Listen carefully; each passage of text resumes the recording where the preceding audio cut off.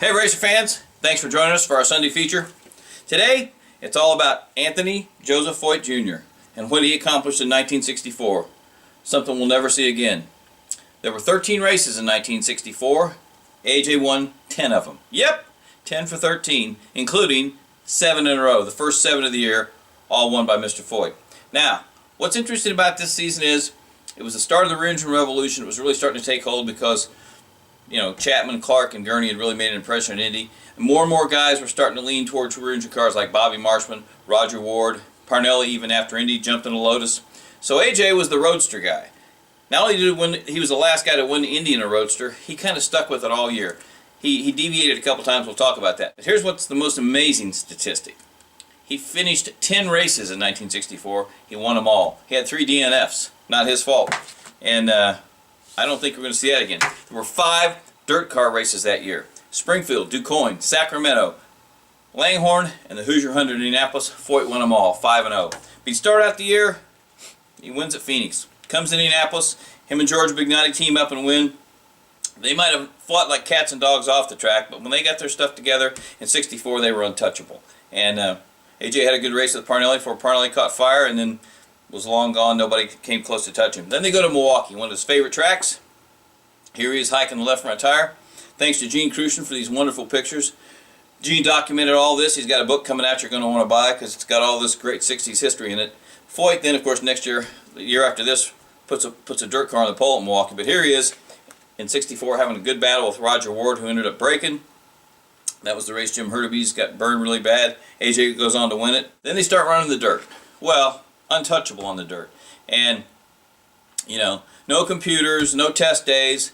Show up, unload, hot lap, qualify, and the fastest 18 made it. I mean, there were 35 cars at most of those dirt races, and they only took the fastest 18. Foyt had some great races. Here he is racing Uncle Bobby at DuQuoin. I think he's getting ready to lap you, Uncle Bobby. Sorry. Here he is after his victory at DuQuoin.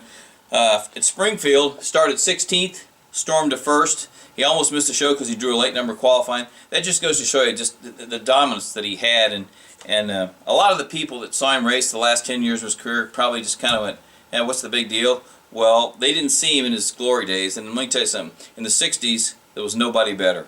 Maybe never anybody better, period, just because he was such a good race driver, such a good engineer, a good motor man. He understood racing like very few people.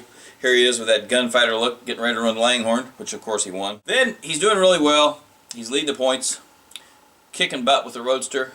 So he decides to he's got a Lotus. Ford gets him a Lotus by this time. He takes it to Milwaukee for the second Milwaukee race in August and lasts 1 lap. Transmission blows. So that's the end of that experiment. Until the end of the year, he jumps in a rear engine Halbrand, and something happened and it was a DNF, but he ends up winning that race. If that wasn't good enough, he won the Firecracker 400 that year, the NASCAR race. He won 5 USAC sprint races, 3 USAC stock car races. He led over 800 laps in the IndyCar season, won the first 7, won a championship, his 4th one in 5 years, and pretty much set the tempo for the fact that people think AJ Foyt's the greatest of all time. 1964 is one of the great arguments to prove it. Yeah, Alonso won 10 races one year. Mario, Little Al, Michael Andretti, they all won 9 races, some of their great years. But when you talk about great races, great seasons, great accomplishments, you're never going to top 1964, whether you're talking about AAA, USAC, kart, champ car, IRL, IndyCar, I don't care what you call it. And long after I'm gone, we'll still be arguing who was the best, AJ, Mario, Parnelli. But there's no arguing about this. 1964, the greatest season ever. And 50 years ago, he still had some hair. He was a badass. Alright, this is Robin Miller. I'm not going to be here next week because I'm going to Vegas to win my fortune so I can afford an Indy car and go to the drivers' meetings and race hell. Thanks for watching RACER.com and reading. And Marshall Pruitt, how about this lighting? Does it look professional or what?